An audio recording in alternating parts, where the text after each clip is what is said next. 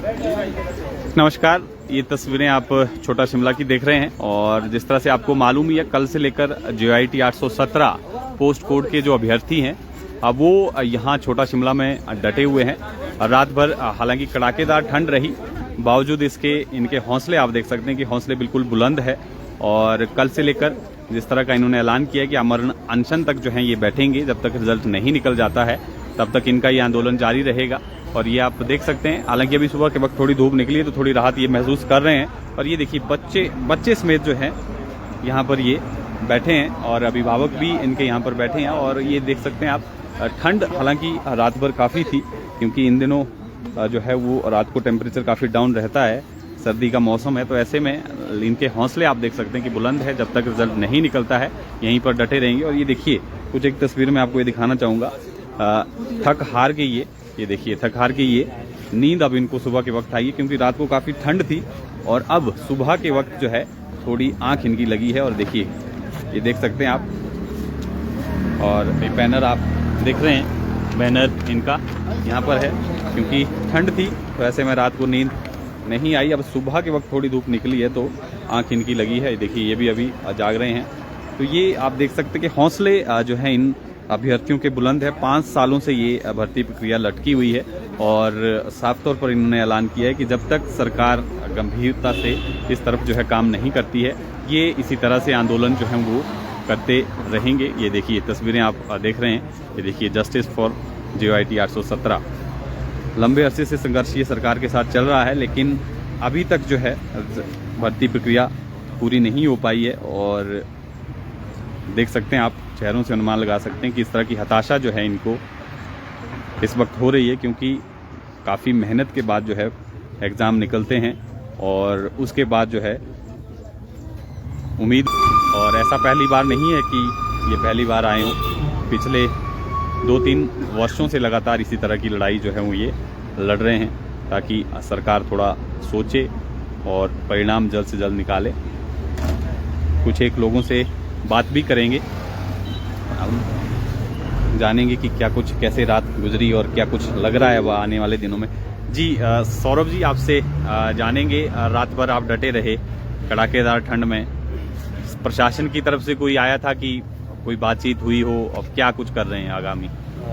Sir पिछले 3 साल से डटे हुए हैं। 24 घंटे हो गए हिमाचल प्रदेश की राजधानी में, जहां माइनस में टेम्परेचर होता है, कड़कड़ाती ठंड में बेरोजगार ना है, कोई इंतजाम न सर के ऊपर कुछ। घर से तो बोल दिया है कि रिजल्ट लेके आओ, यहाँ पे सरकार सुन नहीं रही है। सरकार ने ऐसा तमाशा किया है कि 1.5 साल बाद सरकार को याद आया कि अब कमेटी का निर्माण करना चाहिए।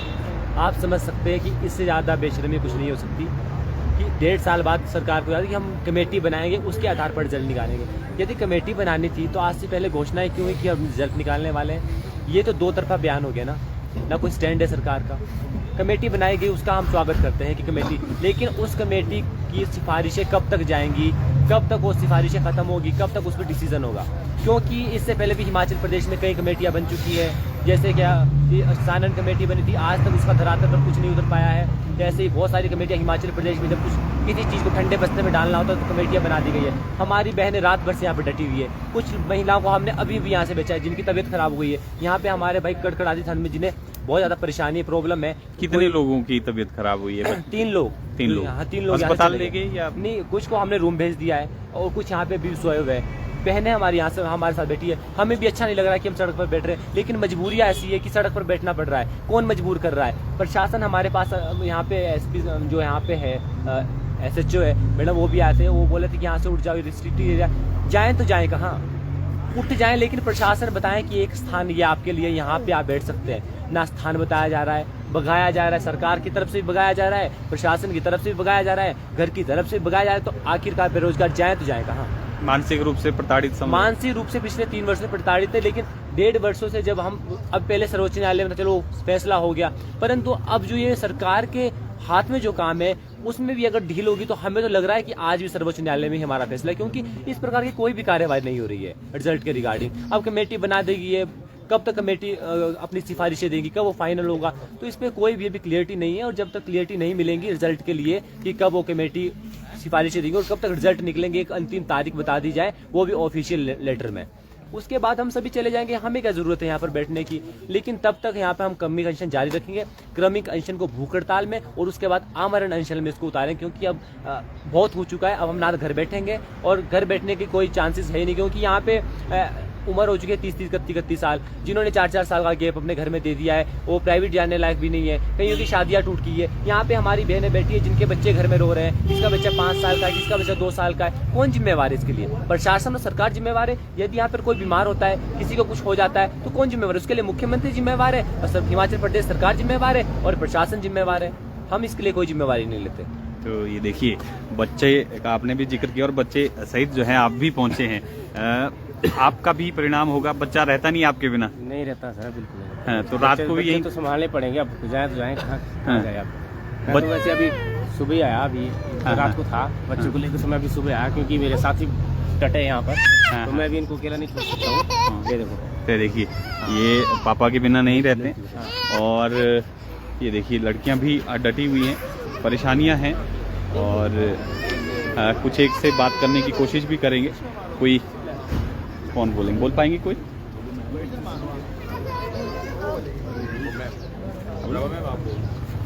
देखिए लड़कियां डटी हुई हैं, रात भर से आप लोग भी डटे हुए हैं और काफ़ी मुश्किल रहता है, क्योंकि आप तो एक स्टूडेंट भी हैं, तैयारियों में कर रहे थे। इस तरह का आंदोलन की जरूरत क्या थी? तैयारियां छूट गई हैं सर। अब किताबों से मतलब किताबें देख के तो और ज़्यादा गुस्सा आता है कि इनसे दिमाग लगाया ही क्यों हमने, क्यों पढ़ाई क्यों की हमने। ना तो टेस्ट क्लियर होता, ना हमें आज यहाँ बैठना पड़ता, दिल को तसल्ली हो जाती। पेरेंट्स भी कहते तुम्हें इतना पढ़ा लिखा के फ़ायदा क्या हुआ, नौकरी तुम्हारी नहीं लगी, दिन रात तुम्हारे लिए हम मेहनत करते रहे और तुम आज भी मतलब वहीं पे हो। गवर्नमेंट इसके लिए जिम्मेदार है और गवर्नमेंट अपनी जो जिम्मेदारी है उसको निभाए और हमें रोज़गार दे।